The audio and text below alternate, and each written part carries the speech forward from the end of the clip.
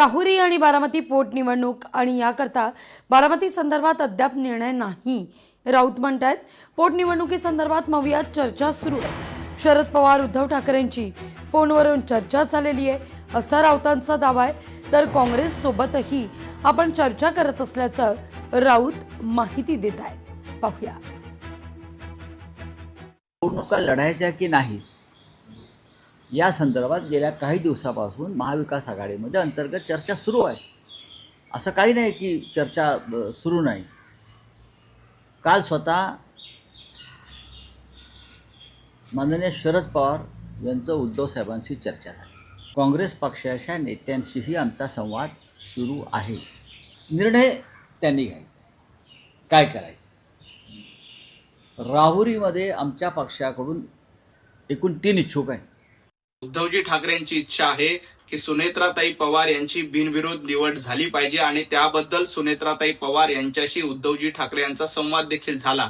परंतु संजय राऊत हे स्वतःला उद्धवजींपेक्षा मोठे समजत असल्यामुळे आणि त्यांची काँग्रेसला पाठिंबा द्यायची इच्छा असल्यामुळे पुन्हा एकदा उद्धवजी ठाकरे विरुद्ध संजय राऊत असा सामना या पोटनिवडणुकीच्या निमित्ताने बघायला मिळतोय.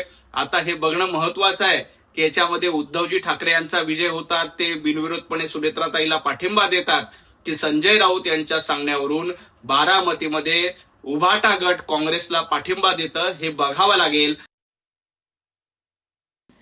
औरंगजेबची कबर उखडून तिथं शौचालय बांधा अशी मागणी आमदार टी राजा यांनी केली आहे. औरंगजेबची कबर महाराष्ट्रात नको असं देखील ते म्हणतायत. मुख्यमंत्री जी महाराष्ट्र के देवेंद्र भैया आज से निवेदन है, महाराष्ट्र का हिंदू चाहता है कि औरंगजेब की खबर को उखाड़कर वहां पर शौचालय बनाया जाए. वो औरंगजेब की खबर मेरे महाराष्ट्र की धरती पे नहीं होने चाहिए, जिसने मेरे संभाजी को 39 डेज तड़पा तड़पा कर मारा. कितने लाख हिंदू चाहिए बता देना, उतने लाख हिंदुओं को लेकर हम पहुंच जाएंगे हमारे संभाजी नगर. मेरे मित्रों, बोंधू अशोक खरात प्रकरणात मोठी अपडेट समोर आली आहे. खरात हा आपला हवाला रॅकेट एका मुंबईतल्या पंचतारांकित हॉटेलमधून चालवत होता अशी सूत्रांची माहिती आहे. एका दिवसाला 25,000 रुपये भाडं असलेलं विशेष सूट वर्षाच्या 365 दिवस बुक असायचं अशी देखील माहिती समोर येते. तर खरात प्रकरणात आणखीन एक अपडेट. एका विशिष्ट तारखेला खरातनं अनेक पतसंस्थेत खातं उघडलंय. त्या तारखेमागील रहस्य काय, हा आता मुद्दा पोलीस खात्यात चर्चेचा आहे. पोलिसांनी सगळी माहिती पतसंस्थांकडून मागवली आहे असं विश्वसनीय सूत्रांकडून कळतंय. तर खरातला फाशी झालीच पाहिजे.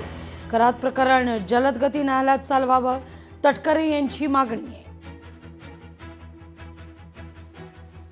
खरात असो कोणी असो, जी विकृत मनोवृत्ती आहे ती ठेचू नव्हे तर जलद गती न्यायालयामध्ये टाकून जे काय फाशी शिक्षा द्यायची असेल ती दिली जावी. आजचा विषय या ठिकाणी श्रद्धेचा आहे, भावनेचा आहे, गेल्या 48 वर्षाच्या परंपरेचा आहे. जरूर त्या विषयावरती यापूर्वी बोललो, सविस्तरपणाने बोललं जाईल. सरकारने SITच्या मार्फत खोलवर तपास करावा आणि ज्यांचा कळत न कळत संबंध आला असेल त्या सर्वांच्या वरती कठोर कारवाई करावी अशी आमची सर्वांची मागणी आहे. तर बोंधू अशोक खरात प्रकरणाला वेगळं वळण आहे. बोंधू अशोक खरातचा मुलगा गायब आहे. मुलाचा फोनही नॉट रिचेबल आहे.